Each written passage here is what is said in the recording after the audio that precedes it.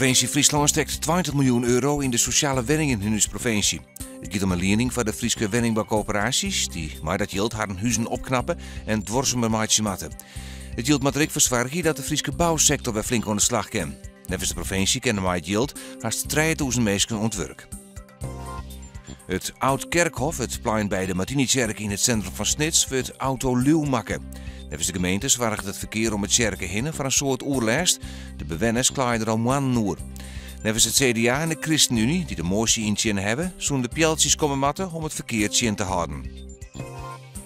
Het voorarrest van Antonio van der P. van de Harkema en zijn vriendinnen is maar 90 dagen verlengd. De twee worden ervan verdacht dat ze in februari een spoor van geweld achterlitten hebben. Ze ontvierden en giezelen begelijksmeesken en skeerden ik een mandel. Ze kon uiteindelijk in Duitsland aangehouden worden. De rechtszaak in de twee is naar gedachten na december. Joen maar de zinnen erbij een gratis zonnetje, de wind gaat naar het eerste en is zwak, vannacht 10 graden. Morgen een simmerse dag, temperatuur nog maar 24 graden hinnen.